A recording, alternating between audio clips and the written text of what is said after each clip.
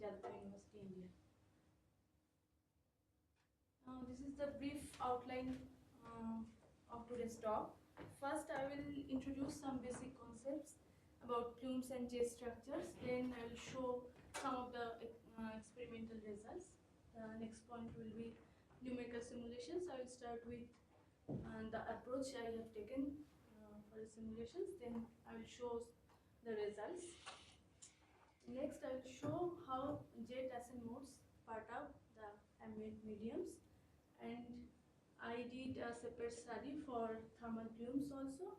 I'll show those results, and finally I'll summarize all this and um, some future work prospects will be shown. Now, plume in hydrodynamics refers to a particular shape of a fluid body where it has a broader upper part than the lower part, and this type of shape can be achieved by two different processes.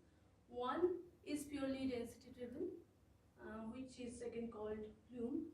The resultant structure is called plume, and there must be some initial density difference between this plume forming material and the ambient material. The second process is momentum driven, where there must be some initial velocity which drives this type of structures, and there may or may not be any density difference between these two fluid mediums. Now let me show you some of the pictures of the jets and plumes that we find in nature. The first picture, this shows a hydrothermal plume coming out of hydrothermal vent, which is also known as black smoker. This shows a plume emitting from industrial gas chimney, and this is a volcanic plume, and this large mushroom shaped plume is formed due to the underwater explosion and underwater nuclear explosion. And finally, these are the pictures from seismic tomographic results, which generally represent the mantle plumes. Now, how these plumes ascend? Tarcott and Schubert in 1986, they calculated the ascent velocity of plumes, and they said that this ascent velocity mainly depend on the density variation between two fluids, and they found the material influx at pi r square u. But the main assumption in these calculations were that the plume must remain in steady state. That means there must not be any type of volume gain or loss during their ascent. But in case of natural plume, it is very difficult to maintain the steady state, and there should be other parameters also which can affect their rising. And during my early days of masters, I did some very preliminary experiments on fluid flows, and this is the setup that I used for the experiment. This is a glass tank having a fluid layer which can be treated as ambient fluid layer, and there is a hole at the base of this tank through which a secondary liquid can be injected in this primary liquid phase. And for these experiments, I have used generally low viscosity fluids like glycerine and engine oil, which have been used by many earlier workers and as analog materials to the mantle flows also. And the experimental conditions were tried to maintain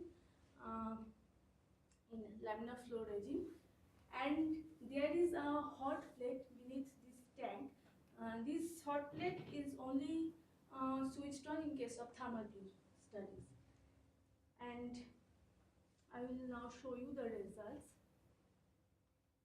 I'm very sorry for the poor quality of picture here. And this is the first set of results that I got. In here, I injected colored glycerine into the transparent glycerine medium, and if you follow this color, you will see that a plume is rising, and this plume has typical balloon shape. And in another set of experiments, Okay, another thing is this colored plume has higher temperature than the ambient plume, just to introduce the viscosity and density difference through this temperature difference. But both the fluids are glycerin, and in this set of experiments also I have injected colored glycerin, but I try to maintain the influx rate higher in this case, and a totally different kind of plume was created. You can see distinct curls in both sides of the heads, and after that I used a second type of material as injected fluid, the engine oil, to introduce higher higher density and viscosity difference. So were you showing two plumes there, a blue one, and then it is as if there is some other brown liquid in there also.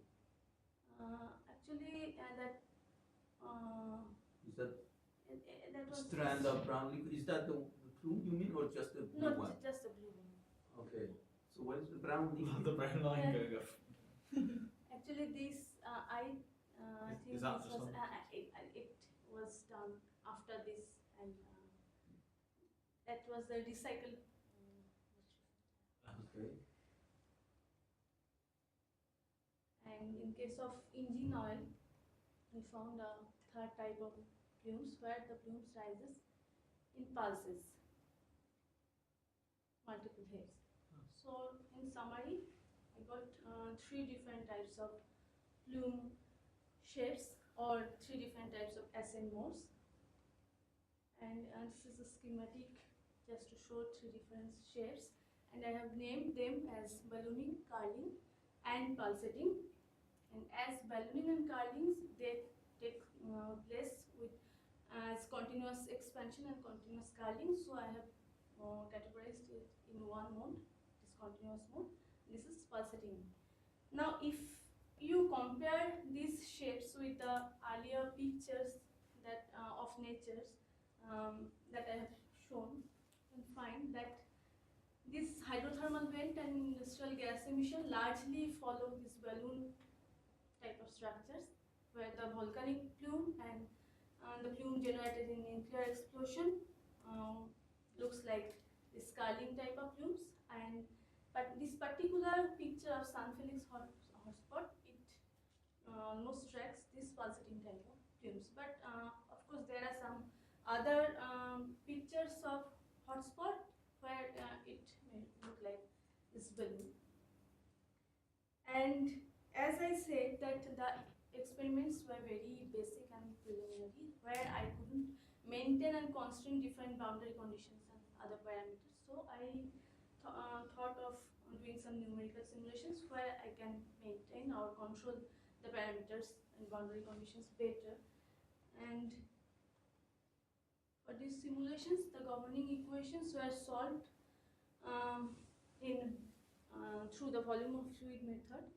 This volume of fluid method is basically interface tracking method, where interface tracking method in the multi-phase fluid dynamics. If you take a two-phase fluid system, it will this volume of fluid method, it calculates the volume fraction, that is the gamma, this gamma.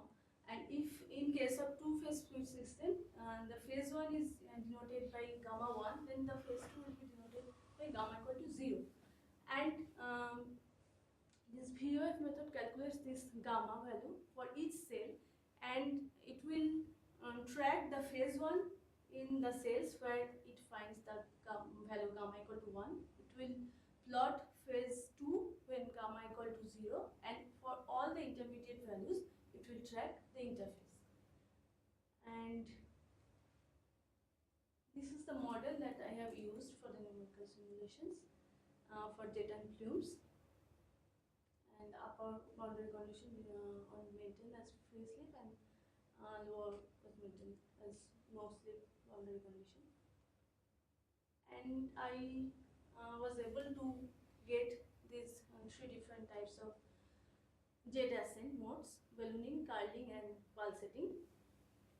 And I found that viscosity ratio and the influx rate, which is expressed as Reynolds number, was the most important guiding factor in the transitions of different ascent modes.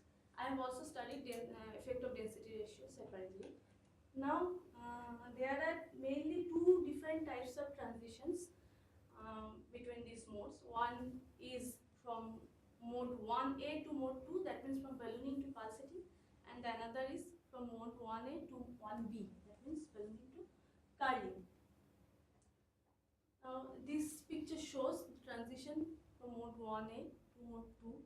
If the volume influx rate is fixed at a value Reynolds number I star at 15, then the increasing viscosity ratio will produce mode 2 type of or pulsating type of jets from mode 1A, and the changes are very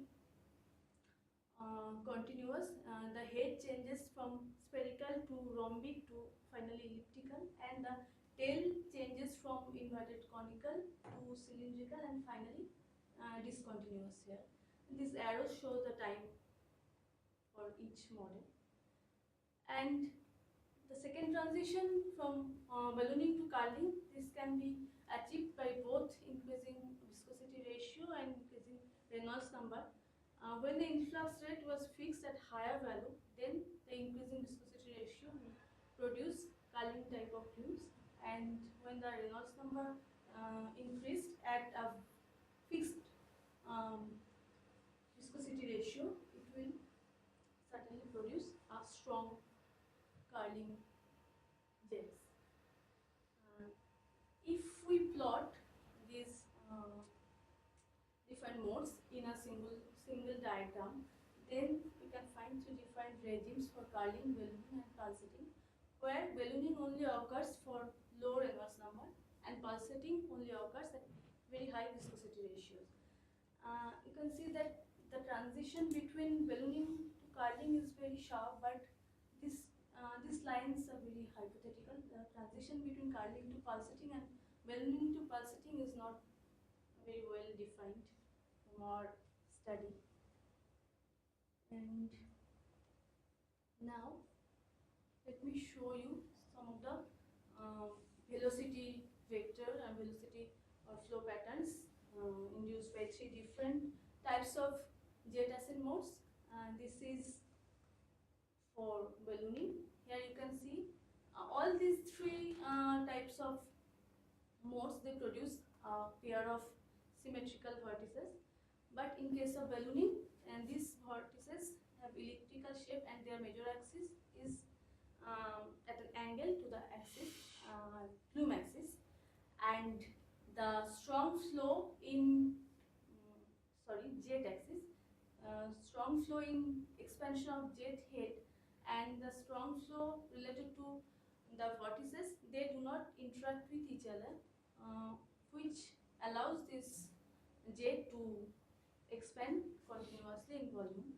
But in case of curling, the vortices are trapped inside the plume head. If you see the velocity contouring, here also you can see that there are two strongly or high velocity zones which are connected through the limb of the plume heads, which again helps it to curl more. And in case of pulsating type of jets, it is not quite clear from here, but there is a certain definite flow divergence and convergence along these plume or tail axis, which resulted the pinching out of the tail, resulting the secondary heads of the jets. What is blue, white color in terms of velocity? Yeah. White, because But Is that oh, just it's saturated? out of this range. okay, so Higher it's than very this. high velocity. What was the contrast in the viscosity on the bottom figure? It's This was for viscosity ratio 100. So the plume is 100 times less viscous than the surroundings. So is the white area, does the velocity blow up, or is it like, Should be extremely high, I would have thought. Then, yeah, everything's channeled at them. Sorry. So in the white region, the velocity is extremely high. does it mathematically blow up, or it just not? No, actually, I fixed the range to get the small variations outside. So it is not too high, but it is out of this range. Then after that, actually these results are done for density ratio 1 to find the effect of viscosity ratio and influx rate only. Then I introduced a density ratio to the system to study how the density ratio will affect the ascent of plumes additionally. This is simulation results with density ratio, additional density ratio 1.3, and the results qualitatively agree with the 3 ascent modes of jets, but up to only this value.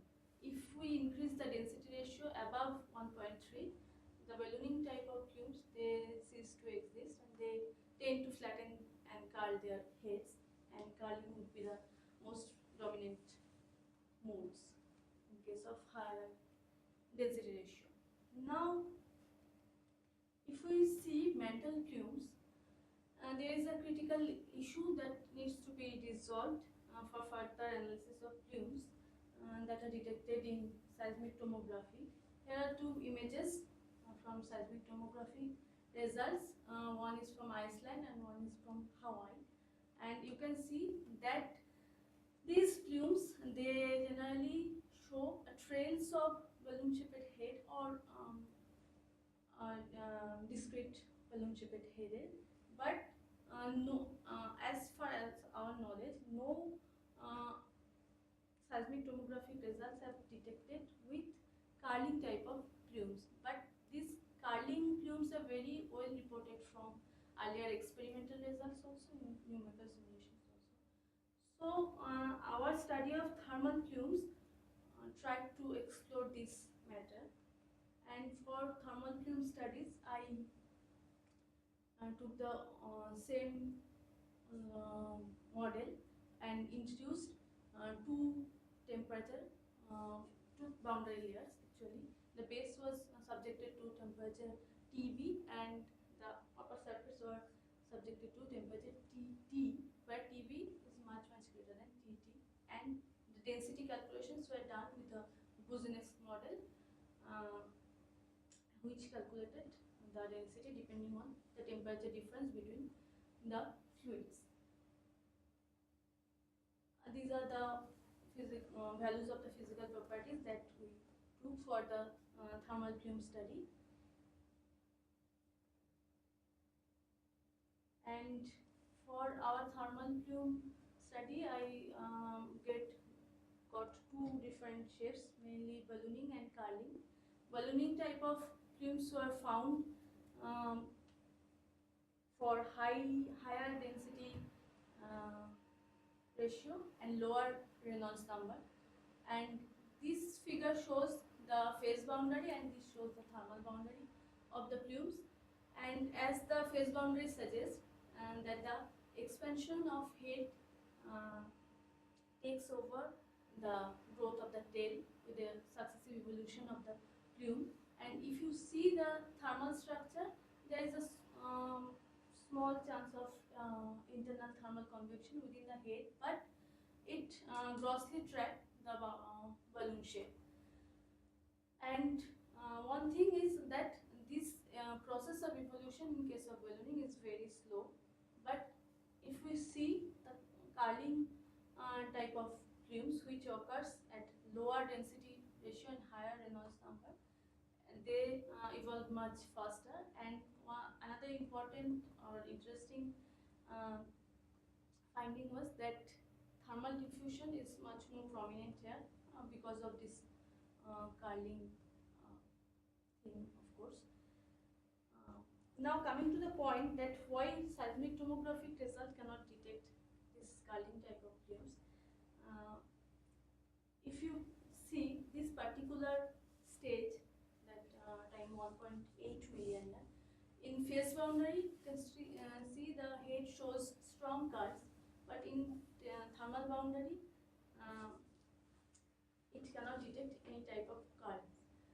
And as we know that seismic velocities are very sensitive to temperature dependent properties of materials, and then we can say that seismic velocities may track the thermal boundaries of different layers, and that might be the case why we do not get curling type of plumes from seismic tomographic results.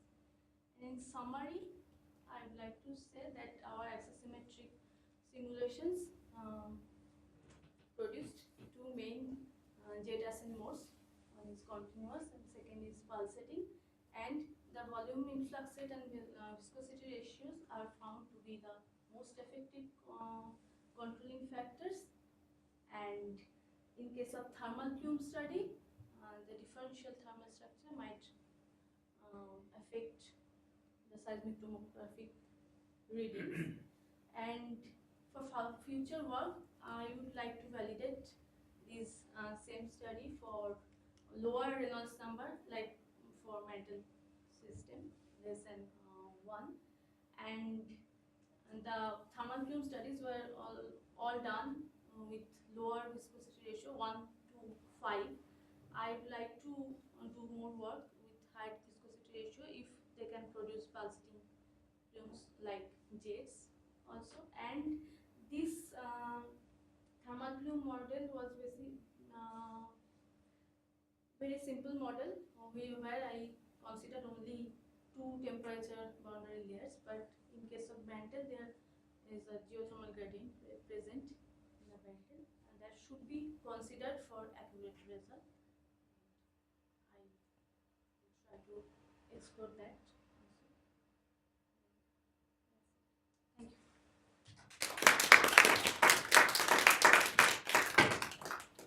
Thank you very much, Urmi. Questions? Well, No. oh, thanks. So, have you considered the viscosity dependence on temperature, or you don't introduce any temperature gradient? No, in this study, the temperature, these results are for temperature, viscosity ratio 1, and we didn't consider temperature I was dependence. wondering if for the curling mode, if the viscosity is really low in the upper boundary, that may prohibit the development of curly nature, which may exert a strong control on it. You're saying?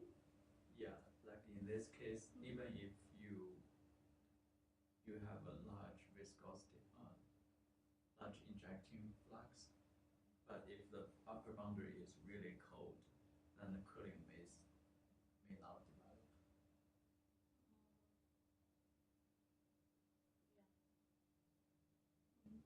But that's not in your model, right? No. Presumably in your experiments, the viscosity of the glycerin, does that depend on temperature? Mm. Right, so as you see in the experiments. These models were just to see the effect of density contrast. I have to explore the effect of viscosity ratio also. I've got a comment. This pulsating mode you're seeing, I mean, is that very similar to there's this instability you get that if you've got a conduit of a low viscosity fluid surrounded by a higher viscosity fluid, then perturbations to the interface, I think that they travel as solitary waves along that interface. Is that similar to? This pulsating. Yeah, it sounds similar to the pulsating behaviour. You're seeing this instability of a low viscosity conduit in a high viscosity region. I don't know if there's any kind of overlaps between the literature there in terms of working out what the pulsing nature should be. Sorry, Majid. So about density, was that a function of temperature? It was? But you didn't have a temperature gradient, you said? Because you didn't include geothermal gradient, so there was no temperature gradient. Not any initial temperature gradient, but with time this boundary was heated, so there must be some temperature gradient. Because in the earth, Yeah, you can have huge yes. temperatures. Yes. Therefore, was a huge major- differences in viscosity and density. And that indeed, I agree, very much affect whether you get curly or not. When you had the density ratio of 1.3 as a sort of threshold density, right? Where is that 1.3 coming from? I missed that. No, actually we did separate simulations, and we started with 1, and we found that after 1.3 we are not getting any ballooning type of. So it's just some empirical value you found. There's no physical reason for this 1.3. But that must depend, I would expect a lot on other properties that you put in. It's not some universal value. Must depend on a lot of permeability, or I don't know. In this case, you didn't have permeability because you use Navier-Stokes equations. Boundary conditions.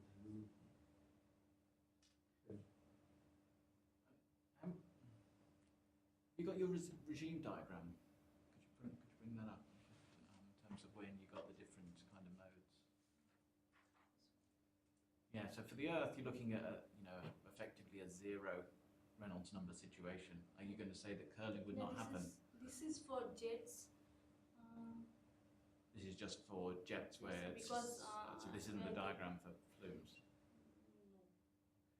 No. We're giving initial influx rate, and in case of mantle plumes, you cannot justify this initial influx rate. There should not be any inertia, and that should be different. So this isn't appropriate to that situation.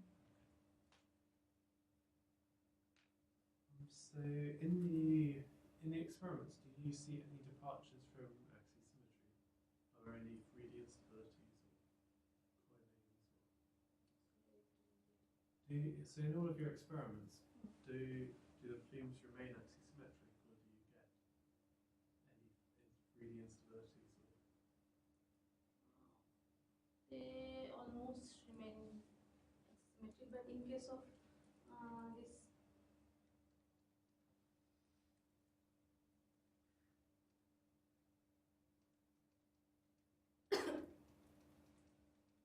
curling, you can see that the tail does not maintain always the symmetry. If you had a slow flow in the tank, that could easily, like if the tank wasn't very quiescent when you started the experiment. And does surface tension play a role in the experiments?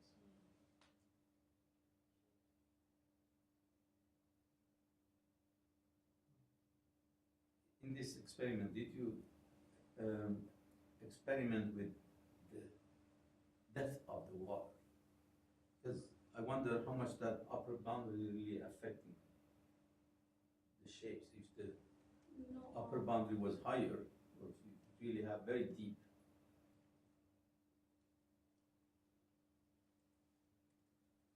There was maintained. Yeah, I would have been interesting to see Oh, you are saying what is the effect of the that thickness depth. of this layer. Yeah. Because I think the upper boundary is really dictating a lot, other than internal processes.